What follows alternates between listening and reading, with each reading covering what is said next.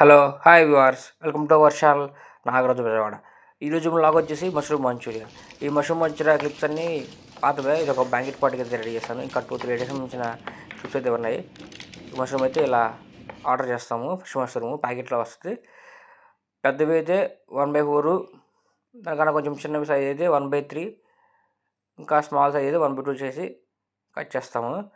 Cut చేసిన మష్రూమ్ని ఈ విధంగా మైదా వేసి ఒకసారి కలుపుకుంటాము. ఎందుకంటే కొంచెం డస్ట్ ఉంటుంది కాబట్టి మట్టి ఇలా మైదాతో ఒకసారి కలుపుకుంటే ఆ మట్టి అంతా వస్తుంది. ఇలా ఒకసారి పైన మైదా వేసి కలుపుకొని తర్వాత వాటర్ అయితే వేసుకోవాలి.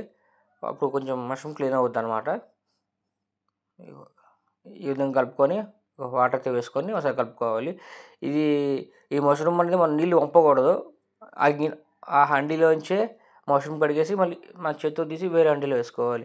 అలా మనం హండీ అనేది మనం వంపామనుకోండి మట్టి కూడా వచ్చేస్తుంది. సో మనం వంపకూడదు. అయితే అలా ఆ విధంగా వాటర్స్ కడుక్కొని నేను కడిగించాను అనమాట. ఇప్పుడు కోటింగ్ అనమాట. ఒక హండీ తీసుకొని హండీలో సాల్ట్, వైట్ పెప్పర్ ఇవైతే వేసుకొని కార్న్ఫ్లోర్ మైదా రేషియో కూడా మీకు చెప్పాను 1:2. ఆ రేషియోలో మనం ఆ క్వాంటిటీ తగ్గట్టు కార్న్ఫ్లోర్ మైదా వేసుకొని మనమైతే కోటింగ్ వేసుకోవాలి. నేను దీంట్లో అయితే ఎగ్ అయితే యూజ్ చేయలేదు. నేను ఎగ్ యూజ్ చేయను వెజ్లో. కలర్ కోసం పసుపు, అల్లం వెల్లిపాయ పేస్ట్, బ్యాంకెట్ పార్టీ కాబట్టి ఇలా కొంచెం వాటర్ అయితే వేసుకొని కలుపుకుంటున్నాను.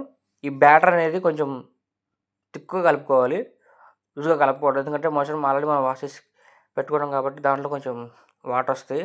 సో ఆ వాటర్ ఇప్పుడు ముందే లూజ్ కలుపుకుంటే ఆ బ్యాటర్ అనేది లూజ్ అయిపోద్ది. సో మనకి కోటింగ్ అనుకున్న విధంగా రాదు, లూజ్ అయిపోద్ది అనమాట. చూసారా, నేను కొంచెం గట్టిగా కలుపుకున్నా, ఆ మష్రూమ్ యాడ్ చేశాను, దానికి సరిపోయినాయి. నాకు బ్యాటర్ కరెక్ట్గా వచ్చింది. ఇవి బ్యాటర్ కలిపేటప్పుడు నిదానంగా కలుపుకోవాలి. ఒకసారి బాగా కలిపేమని పడి మష్రూమ్ అనేది విరిగిపోద్ది. ఇలా కలుపుకున్న దాన్ని మనం ఈ విధంగా ఆయిల్ ఫ్రై చేసుకోవాలి.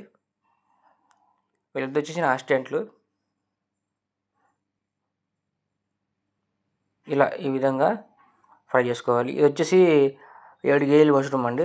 అంటే నేను బ్యాంకెట్ పర్పస్కి ఒక 2-3 పోర్షన్స్ అన్న మిగిలితే అలా కట్టుకుంటుందని చెప్పేసి నేను 7 కేజీలు ఫ్రై చేసుకుంటున్నాను. ఇది వచ్చేసి ముందు రోజు కోటింగ్ వేసుకున్నాను. కోటింగ్ వేసి నేను కోల్డ్ రూమ్లో స్టోర్ చేస్తాను. ఎందుకంటే రేపు మార్నింగ్ దీని తర్వాత మార్నింగ్ వచ్చేసి వెల్కమ్ డ్రింక్తో పాటు ఇవ్వాలి. 11 o'clockకి జస్ట్ 11 o'clock అడిగారు అనమాట వెల్కమ్ డ్రింక్తో పాటు. సో మనం ముందుగానే ఇలా కోటింగ్ వేసుకొని లేట్ లేకుండా మనం ఫ్రై చేసుకొని కుళ్ళని పెట్టుకొని నెక్స్ట్ డే ఈ మంచి సాస్ అనేది తయారు చేసుకొని వేస్తున్నాను అన్నమాట. ఇది వచ్చేసి ఈ క్లిప్ అనేది కూడా నేను ఇంతకుముందు ఈ క్లిప్లో యాడ్ చేశాను. ఇది క్లిప్ దిగిందే. సో అప్పుడు దానికి సంబంధించిన క్లిప్ తరగకపోవడం వల్ల నేను దాంట్లో యాడ్ చేశాను. దీనికి ఏమేమి కావాలనే కూడా ఆల్రెడీ చెప్పాను, ఇప్పుడు కూడా చెప్తున్నాను.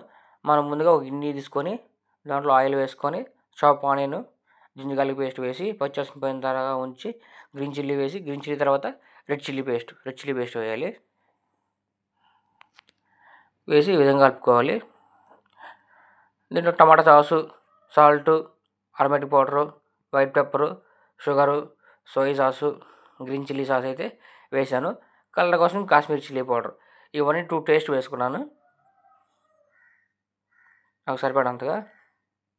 మళ్ళీ చెప్తున్నాను, salt, sugar, aromatic powder, white pepper, tomato sauce, soya sauce, green chilli sauce ఇవన్నీ వేసుకొని 2 టేస్ట్ చెక్ చేసుకున్నాను. ఇప్పుడైతే కొత్తిమీర వేసుకొని టేస్ట్ అయితే చెక్ చేసుకుంటున్నాను.